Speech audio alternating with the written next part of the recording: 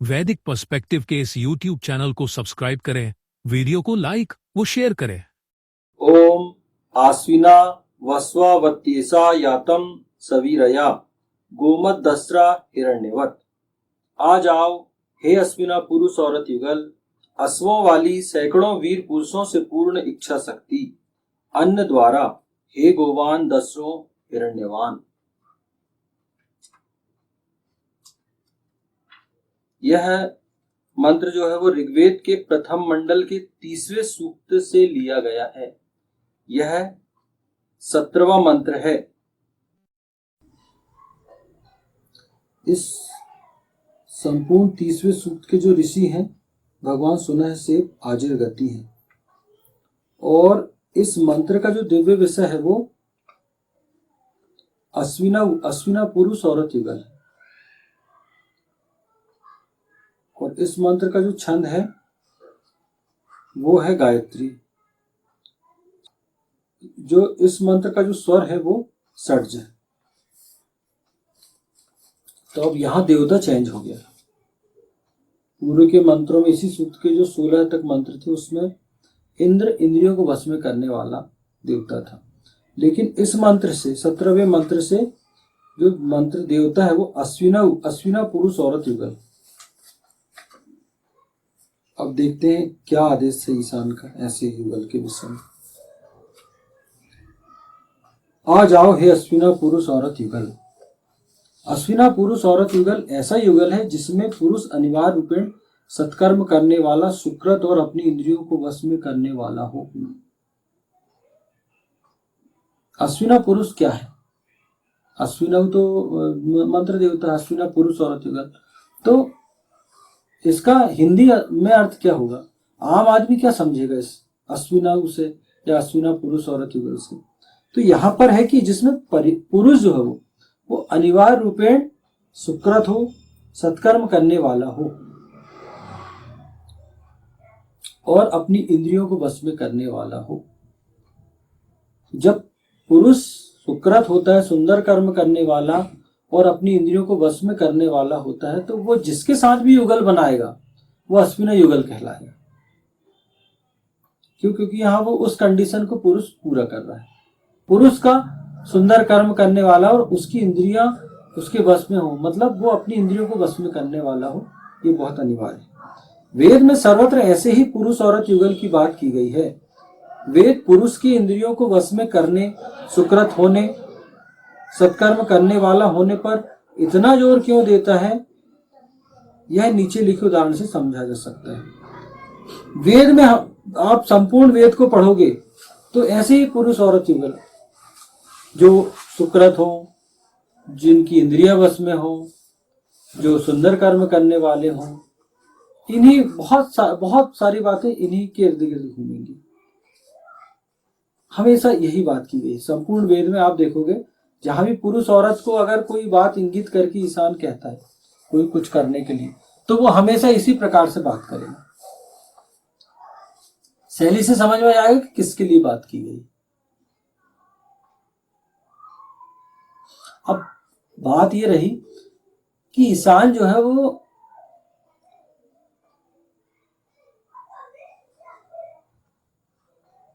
अब बात यह है कि वेद जो है वो पुरुष को इंद्रियों को वश में करने वाला, सुकृत होने वाला, सत्कर्म करने वाला होने पर इतना जोर क्यों देता है?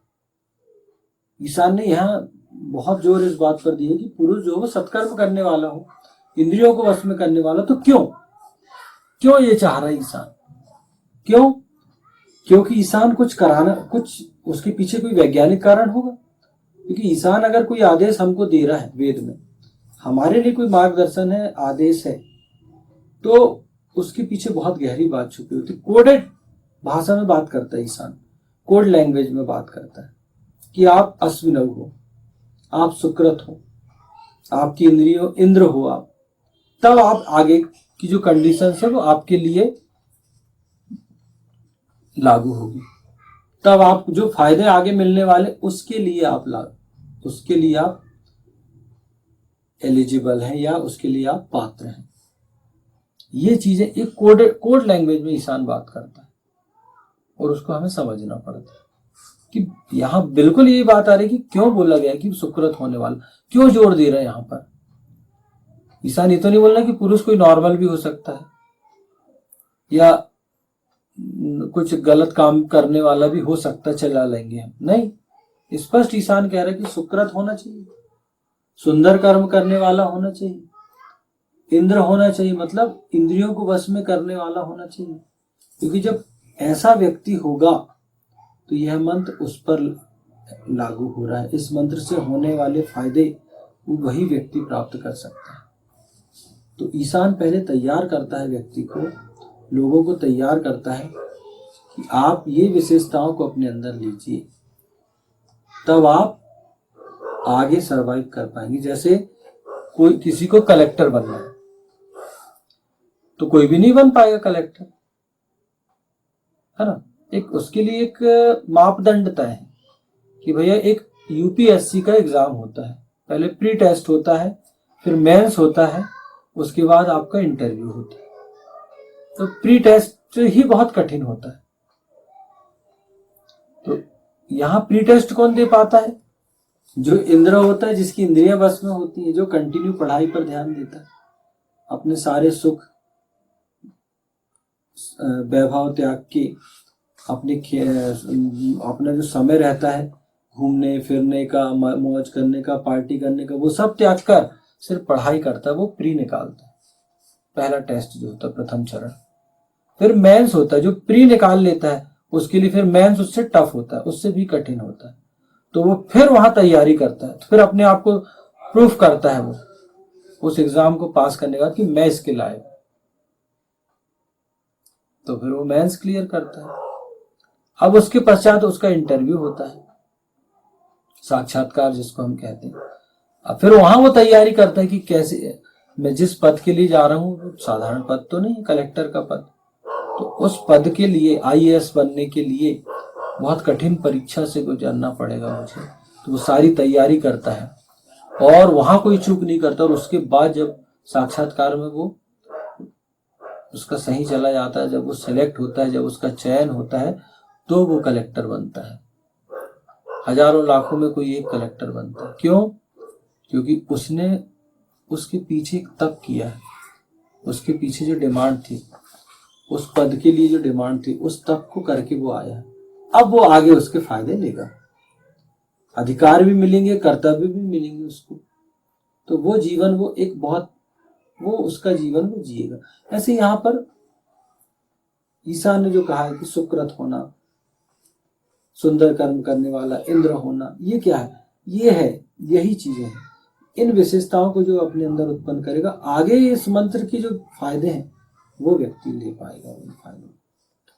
यह नीचे लिखे उदाहरण से समझा जा सकता है। क्या लिखा अपन देखते हैं। अगर जन्म लेने की प्रक्रिया को सूक्ष्म रूप से देखेंगे तो हम पाते हैं कि एक स्त्री में XX क्रोमोसोम या गुणसूत्र होते हैं और पुरुष में XY क्रोमोसोम पाए जाते हैं।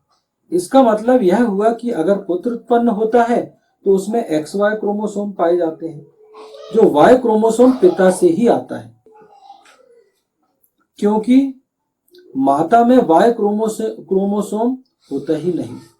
और यदि पुत्री हुई तो उसमें XX क्रोमोसोम पाए जाते हैं, जो माता व पिता दोनों से आते हैं। इसमें X माता से और दूसरा X क्रोमोसोम पिता से आता है। इन दोनों क्रोमोसोम का संयोग एक गांठ सी रचना बना लेता है, जिसे क्रॉसओवर कहा जाता है। पुत्र संतान में दोनों गुणसूत्र क्रोमोसोम ज्यों का त्यों ही बना रहता है। मतलब बहुत साइंटिफिक बात है कि अगर पुत्री संतान चाहिए तो चूंकि XX औरत में भी पाया जाता क्रोमोसोम और पुरुष में XY, मतलब पुत्री के लिए दोनों का क्रोमोसोम एक सा होगा, XX दोनों में पाया जाता है। लेकिन अगर पुत्र संतान चाहिए, अगर पुत्र होता है, तो उसके लिए पिता का होना बहुत महत्वपूर्ण। क्यों? क्योंकि Y क्रोमोसोम सिर्फ पुरुष के अंदर पाया जाता है, औरत के अंदर XX, जबकि पुरुष के अंदर XY दोनों पाए जाते हैं। मतलब वो लड़की संतान भी उत्पन्न होती है उसके क्रोमोसोम से, पुत्र तो उसी के क्रोमोसोम से होता है। ये विज्ञान कह रहा है, ये हम नहीं कह रहे।